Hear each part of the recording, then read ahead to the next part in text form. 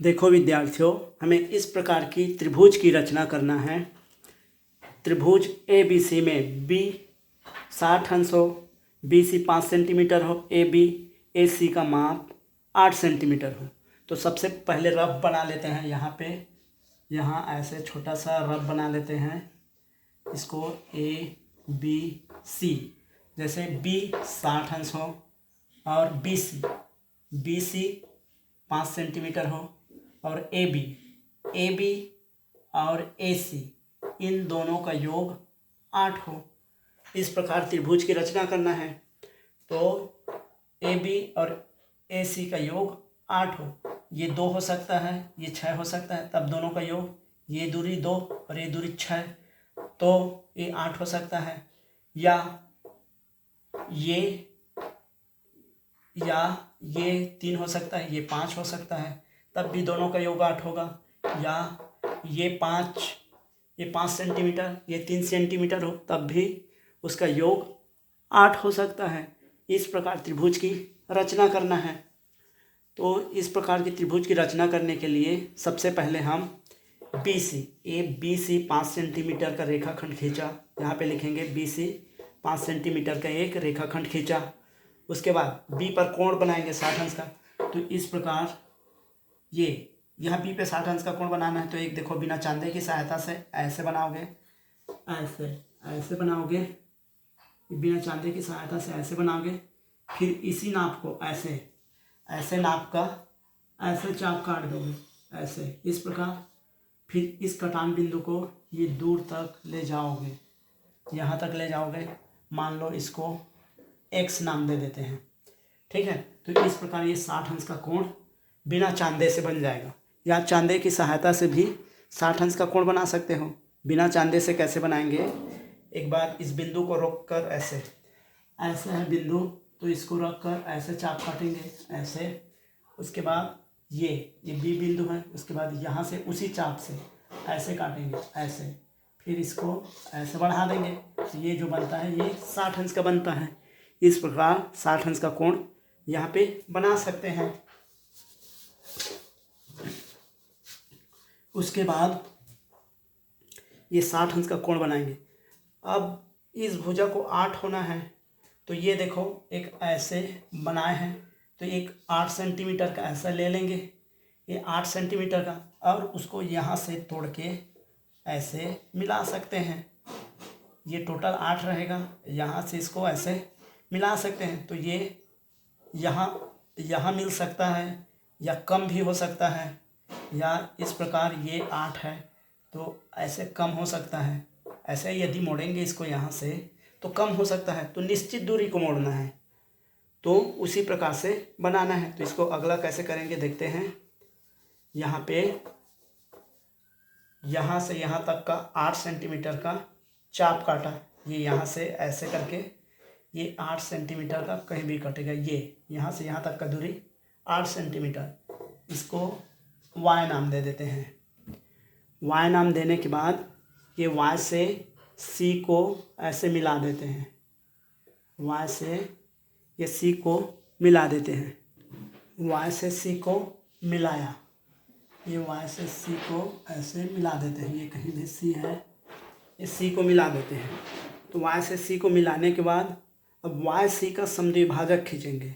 y और c का समद्विभाजक, किसी भी रेखा का समद्विभाजक कैसे खींचते हैं? ऐसे रेखा है तो आधे से ज़्यादा चाप लेके इधर काटते हैं, ऐसे आधे से ज़्यादा लेके ऐसे काटते हैं। उसके बाद यहाँ का ऐसे काटते हैं और ऐसे काटते हैं उसी चाप से, फिर इसको ऐसे मिला देते हैं। तो ये जो 10 सेंटीमीटर रहेगा तो ये 5-5 में बराबर भाग में बढ़ जाता है। वैसे ही वाई सी का समद्विभाजक रेखा खींचेंगे। तो वाई सी को देखो, यहाँ से ज़्यादा से, ये आधे से ज़्यादा, ये वाई सी का आधे से ज़्यादा चाप लेके इधर काटा, ये ऐसे काटेंगे, ठीक है। चाप ऐसे काटेंगे, ये यहाँ से ऐसे आधे से ज़्यादा, ये आधा हो गया लगभग, ये ज़्यादा लेके ऐसे काटेंगे। फिर उसी को इधर काटेंगे, ये ऐसे काटेंगे, ठीक है। उसी चाप से इधर काटना है, फिर इधर काटना है, ऐसे प्रकार से ये। उसके बाद y से वैसे ही काटोगे, यहाँ से ऐसे करके ऐसे काटोगे, ये ऐसे काटोगे, और ऐसे काटोगे। ठीक है, तो ये समद्विभाजक लगभग यहाँ पे मिलेगा। इस प्रकार समद्विभाजक इसको ऐसे काटेंगे और इसी को ऐसे काटेंगे, ऐसे। उसी प्रकार यहाँ से बिंदु से लेके ऐसे काटेंगे और इसी को ऐसे काटेंगे। फिर ये दोनों कटान बिंदु मिलेगा, उसको ऐसे मिला देंगे, इसको आगे आने देंगे, ऐसे आगे तक। इसको यहाँ पे ये कटेगा, उसको ए नाम देना है, इसको ए। उसके बाद इसको डी नाम दे सकते हो, डी। उसके बाद इसको, इस वाली रेखा को ऐसे मिला देंगे, ये इस प्रकार मिला देंगे। तो अब देखते हैं, ये दोनों बराबर हैं और ये दोनों बराबर हैं, और जो समद्विभाजक रेखा बनता है वो 90 अंश का बनता है, ऐसे। ये जो बनता है, ये जो बनेगा, ये 90 अंश का बनेगा। इसलिए ये त्रिभुज और ये त्रिभुज सर्वांगसम होगा। ये त्रिभुज और ये त्रिभुज, ये यहाँ से ऐसे, ये त्रिभुज और ये त्रिभुज सर्वांगसम होगा, क्योंकि ये बराबर है, ये बराबर है, ये 90 है, ये 90 है, और ये दोनों में है। तो इसलिए ये त्रिभुज दोनों सर्वांगसम होगा। सर्वांगसम होगा तो इस भुजा के बराबर ये भुजा होगा। ठीक है, इस भुजा के बराबर ये भुजा होगा CPCT से, क्योंकि सर्वांगसम त्रिभुज के संगत अवयव बराबर होते हैं। तो ये त्रिभुज, ये भुजा और ये भुजा बराबर होगा। हम लोग को यहाँ से यहाँ तक का टोटल दूरी ये 8 सेंटीमीटर था, ये 8 सेंटीमीटर था। तो ये देखो, ये जो इतना है वो इधर आके इतना मुड़ गया। तो इस भुजा, ये भुजा और ये भुजा दोनों का दूरी का योग 8 सेंटीमीटर हो जाएगा। इस प्रकार यह त्रिभुज बन गया। इसको एक बार शुरू से अंत तक देखते हैं। इस प्रकार त्रिभुज को बनाना है जिसका इसका और इसका योग 8 हो। ABC त्रिभुज बनाना है जिसमें इसमें इसका योग 8 हो और ये 60 अंश का हो। तो सर्वप्रथम BC एक रेखाखंड खींचा, BC एक 5 सेंटीमीटर का रेखाखंड खींचा, एंगल। उसके बाद XBC बराबर 60 अंश का कोण बनाया। चांदे से बना सकते हो या डायरेक्ट बना सकते हो, ऐसे, इस प्रकार ऐसे काट के बना सकते हो। उसके बाद